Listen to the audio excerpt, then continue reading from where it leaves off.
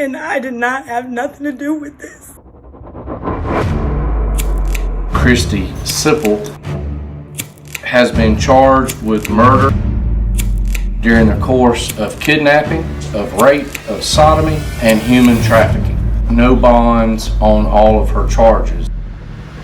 A 5-year-old girl is dead. A case that broke many hearts. And a Columbus man is in custody. Where she was kidnapped, drugged, raped, sodomized, and killed in December 2021.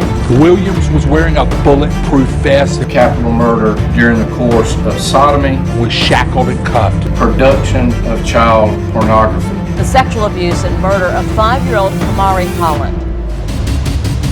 It has been a tragic 24 hours in the Chattahoochee Valley.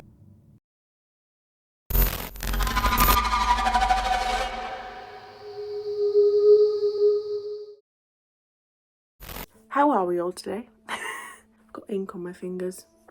Won't talk about it. I'm staying forever and I look like a Simpson, but that's okay. That's okay. In this video today, I'm going to be telling you about a short but very disturbing case.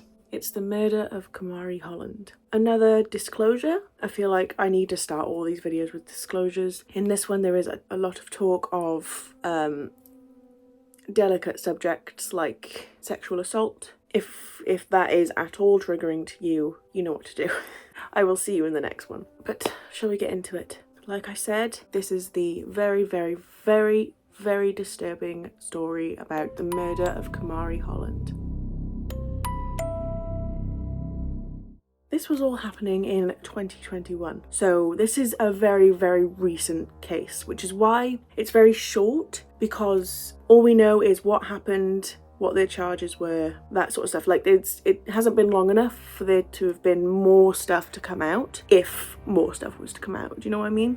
So the date is December 13th, 2021. And we are focusing on 1607 Bowman Street in Columbus, Georgia, USA. It's just hit 6:15 a.m. and the police receive a call from a 35-year-old woman called Christy Sipple, who also went by the name of Christy Hoskins. She was calling to report that her 5-year-old daughter had gone missing, the daughter being Kamari Holland. She told the police that she had woken up that morning and discovered that her daughter was not in her room. She wasn't at home. And she knew that she wasn't in the house because whoever took the child had left the front door open.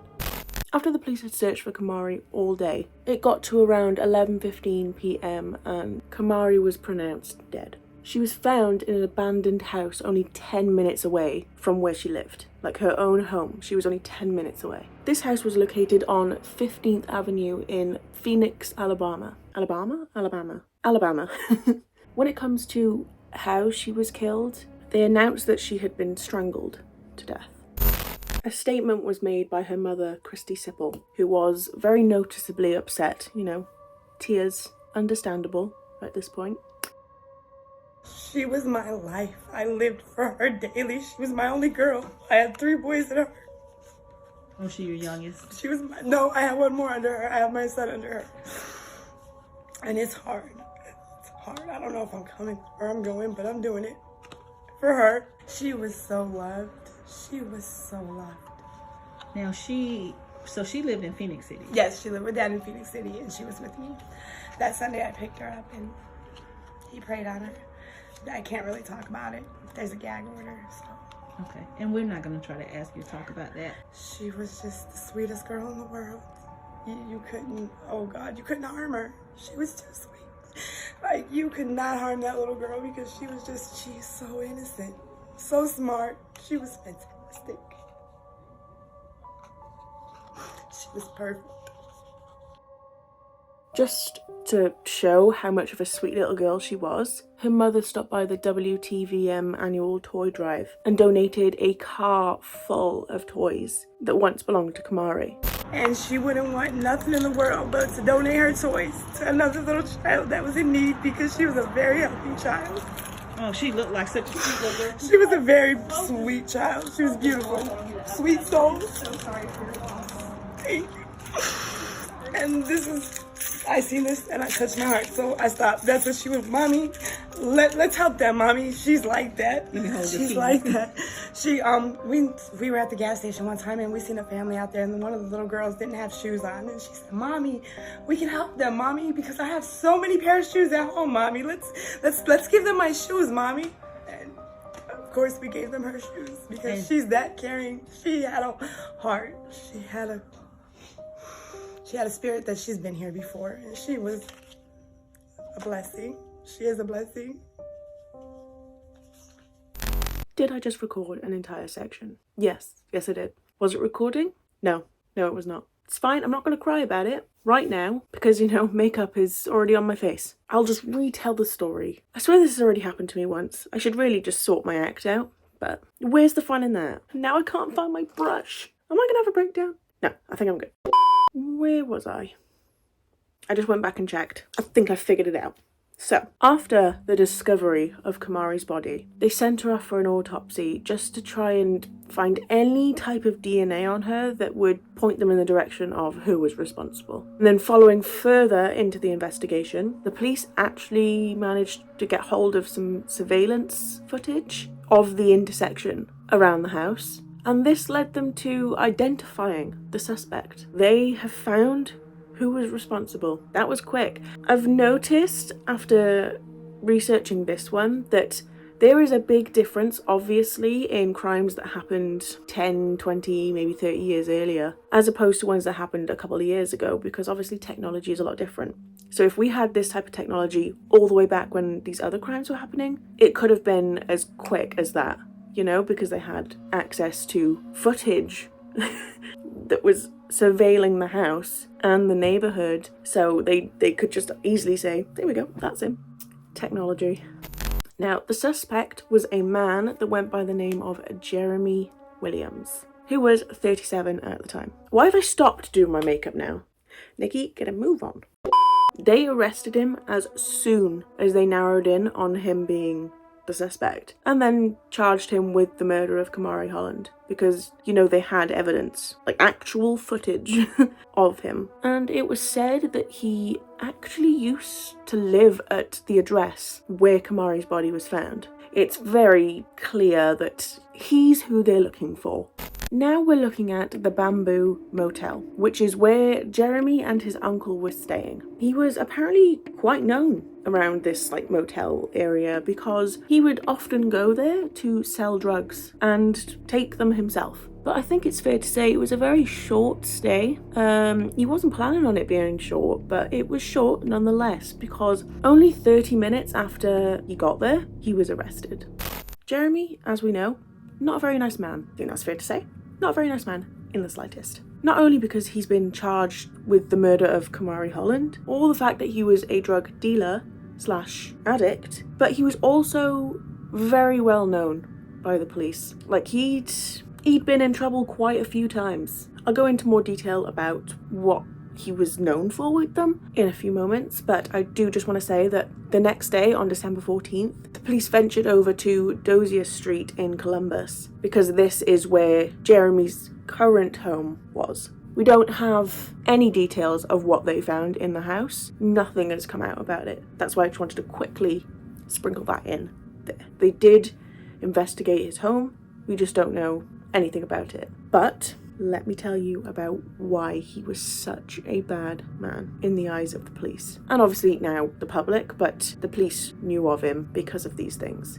Let's rewind to August 2021. So it's the same year as all of this. It's 6 months. Wait, August, September, October, November, December. It's 4 months. He was arrested on charges of simple battery family violence and 3rd-degree cruelty to children. You can probably guess he pled not guilty to both charges. The details of the crime was that he was accused of slapping a woman in front of a child. That in itself, that's not good. That's literally abuse. It's a criminal offence. Obviously, he's been arrested for it. But things get a lot darker when you research just a little bit deeper. Okay, we are way back in 2009 now. Way back, 15 years ago. I don't like that. I don't like that 2009 was 15 years ago, but okay, we'll move on. So we're in 2009 and Jeremy has been charged with aggravated child abuse. What he did was truly disturbing. He held up a 3-year-old boy and then submerged half of his body into boiling water. Like, he had a pot of water literally boiling and then put the 3-year-old boy in it. He didn't get sentenced for this because there was a lack of evidence. Yes, that was an eye roll. But shall we go back even further? Yes, it goes back even further. We are in 2005, North Pole, Alaska, and a 1-month-old baby was murdered. 1 month old, just a matter of days. The baby had died from blunt force trauma. This baby's name was Nadia Williams. Her father? Jeremy Williams. So yes, you've connected those dots just right. Jeremy was the suspect for the murder of his own 1-month-old baby. But once again, there was a lack of evidence. Now, back to the current day, and some interesting things started to happen. For example, a police report given by a 31-year-old woman who has not been identified claims that Jeremy sodomized her the night before the murder of Kamari Holland. And this happened at Jeremy's house on Dozier Street. And I said it was the night before, so this was December 12th. And apparently, according to the woman, Jeremy was calling her by Kamari's name and told her that he had taught a 5-year-old girl how to give oral sex. Like he's bragging about it? What is going on? What is happening to the world? So, how and why did he have his sights set on Kamari? This is where you will start getting beyond angry. Like, insanely angry. Christy Sipple. Yep, the mother. She wasn't as innocent as she said she was. She was in some kind of relationship with Jeremy. We don't know what the details of that relationship was, but they knew each other. Authorities say Williams knew Holland's mother, but did not describe the nature of that relationship.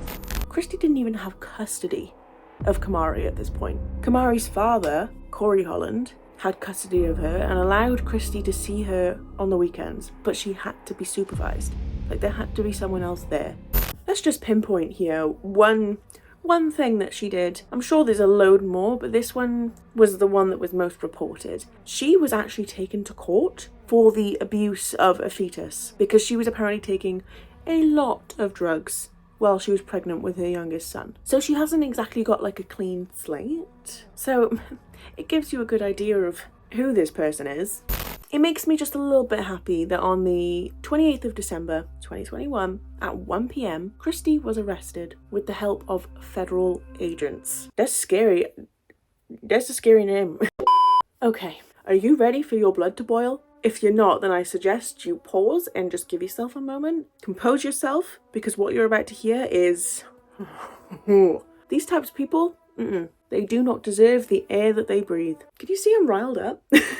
It was found out that Christy and Jeremy had come to an agreement to sell out Kamari for sexual abuse means. She sold out her daughter, her 5-year-old daughter, to an adult man, a very sick in the head adult man, for him to abuse her in all kinds of ways. She gave a statement. I told you the statement that she gave, trying to play this card that she was so distraught when she was making money off of this. Her daughter was being abused, traumatized, just all these horrible things were happening to her daughter, and she was getting paid for it. But then when the camera's on, she's, oh, I'm so sad, I'm so upset. Oh, I'm so angry. Following this discovery of what Christy and Jeremy had done and their agreement, Kamari's father, Corey, made a statement. The amount of pain Christy has caused by ripping Kamari out of our lives will never cease. We're glad to see that she's being arrested. We're one step closer to justice for Kamari. At the end of his statement, he went on to say, Christy should receive the maximum penalty she can get. It wasn't too long after this that Heath Taylor, the Russell County Sheriff, made a statement saying, we were able to arrest Christy Sipple, who is also known as Christy Hoskins. She has been charged with murder during the course of kidnapping, murder during the course of rape, murder during the course of sodomy, and human trafficking. And when it comes to Jeremy, he was facing charges of capital murder, kidnapping, capital murder during rape, capital murder during sodomy, production of child pornography, and it's rumoured that he's also facing charges of abuse of a corpse. These people are sick. Sick in the head. And I did not have nothing to do with this.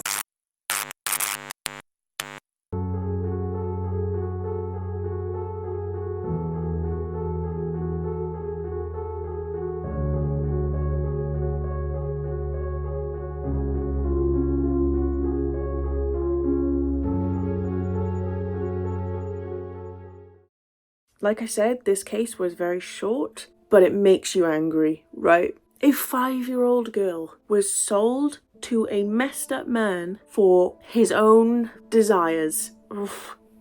Also, obviously the mother is sick in the head as well for doing that. It annoys me that she's got other kids. She has other children. Obviously that little girl did not deserve any of that. No one does, ever. I wouldn't even wish that on these messed up people. Does it ever just make you feel so uncomfortable? I mean, it should, but make you feel so uncomfortable that these types of people walk on the same planet as us? Like, they exist. These people exist. And also, like, we have no idea how long this was going on for, because it doesn't seem like that was a one-time thing. So we have no idea how long this 5-year-old girl was being abused, like having to go through all of that. Anyway, I'm gonna have to love and leave you, because clearly I'm annoyed. This is the makeup. Not that it matters, but this is the outcome of my little journey here. For a bit of a purple eye. Love a bit of a purple eye, especially because it's like spring. It's Easter tomorrow. Not while you're watching this. Like, today is the 30th of March, so tomorrow is Easter. I'm working. That just came over me. Oh. Happy Easter. Hope you had a great Easter. If you did, enjoy. That was a weird way of putting it. But if you liked watching this video, learning about a new true crime case, and you want to learn more and hang out with me, no, don't come back. Bruh, no. I'm gonna have to fumigate my house. If you do like this type of content, hit subscribe. I promise it's a great time. It's a great time. And if you have any suggestions of true crime cases that you want me to talk about, like do some deeper dives into and let you know the details, leave them below. Always up for some recommendations. I will see you next time. Love you, bye.